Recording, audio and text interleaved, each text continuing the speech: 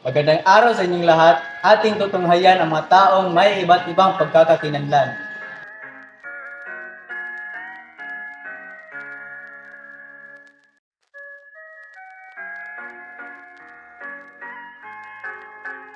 Hello, Jean. Pwede kita ma-interview saglit. Yes. Ito yung unang tanong ko. Ano ang mga diskriminasyon na naranasan mo? Probably because the main thing is that I'm underweight or weak, and I sometimes get teased for being too weak for a boy at least. Okay, ito yung ikalawa. Paano mo ito nilabanan? I try to fight against it by being strong in my own way, while focusing on my other aspects that I'm good at. Okay, ito yung tatlo. Ano ang mabibigay mo na advice na pwedeng ibahagi upang maiwasan ang depression? Find good friends to support you and that who care for you, and that someone who you can trust. That's all. Thank you, Jean. Hindi kita ma-interview. Yes, sure. So, ito ang katanungan ko. Ano ang mga diskriminasyon na naranasan mo? As a male, I think that all my life I have been fed this kind of belief that a man, should not cry or show any emotions. So for a long time, I have been bottling up all my emotions, and in every scenario where I express the slightest of weakness, whether that be shedding a single tear or maybe, not handling it very well, I get shunned and get called weak, which has, affected me in some way or another. No. So, second question is, paano mo ito na nilabanan? As far as I'm going right now, I'm just kind of going with it. I don't express my feelings that often out in public or with anyone else. Really, just the closest of people. And when I say the closest of people, not like my family, I have like close friends that I sometimes express to. Or sometimes I just, stay in my room. Who knows? It just depends on my mood. Third question is, ano ang mabibigay mong advice sa pwedeng ibahagi mo sa maiwasan ang depression? Depression. Well, life sucks. Sometimes there's here and there are things that happen, and life goes on. No matter what happens, life goes on. Life doesn't stop when you have a single bad day. And it just goes on. You might be depressed. You may have a bad day now, but you don't know. 10 years later, you could be successful.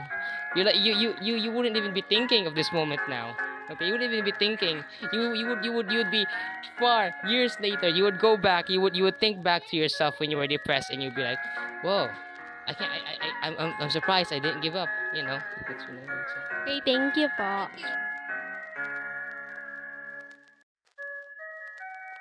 So, Chorizo, pwede kita ma-interview. So, pwede. Ito ang katanungan ko na, ano ang mga diskriminasyon na naranasan mo?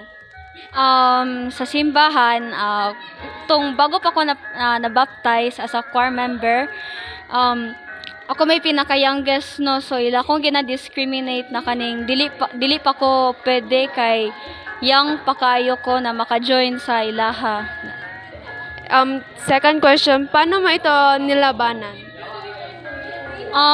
Wala na ko ginadibdib ilahang words. Ako nagpatuloy ako sa akong duty as a choir member and nag-serve kay Lord.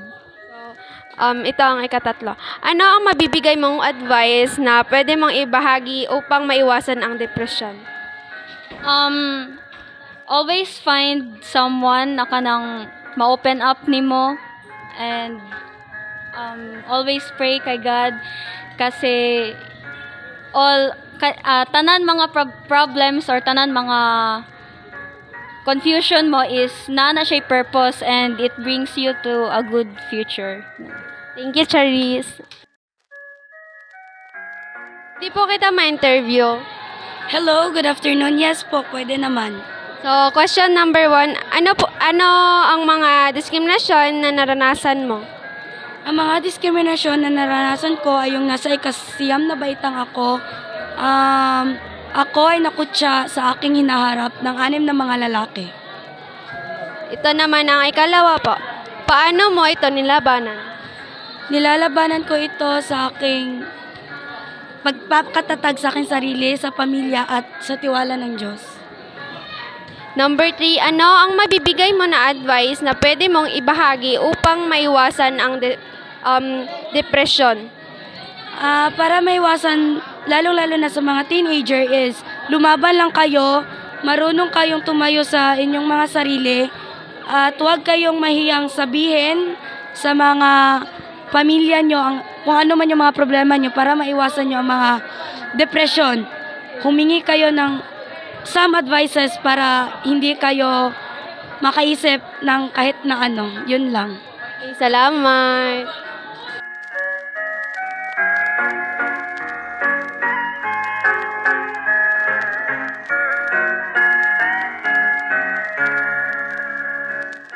Pwede po kita ma-interview saglit. Yes po. Okay, ito po yung tanong ko po. Ano po ang diskriminasyon na naranasan mo? Para sa akin ay yung naranasan ko na discrimination ay yung pagbubuli at saka tinatanong nila ako na bakit daw ako naging bakla or bakit ba sabi nila masama daw maging bakla. Ayun. Pero ang para sa akin ay binabaliwala ko na lang sila kasi kung maglaban pa ako, baka mas lalo pa nila akong ibubul. Ito naman po yung ikalawa is, paano mo ito nilalabanan? Nilabanan ko ito sa pamamagitan ng aking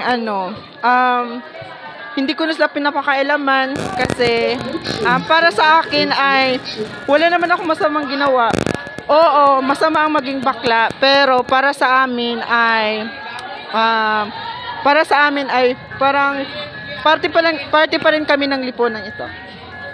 Ito ang ikatatlo. Ano ang mabibigay mo na advice na pwede mong ibahagi upang maiwasan ang depression?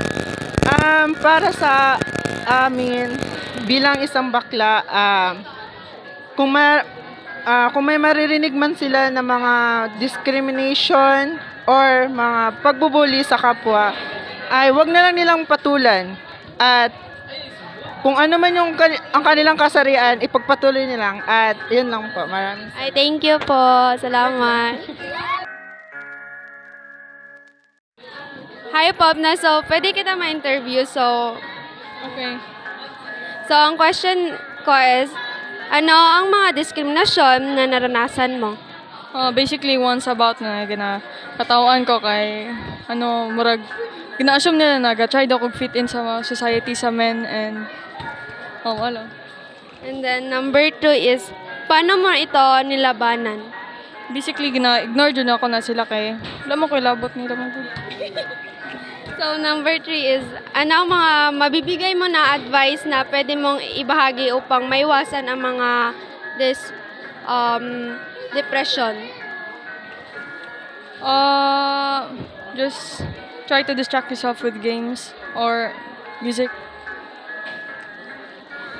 So, thank you po.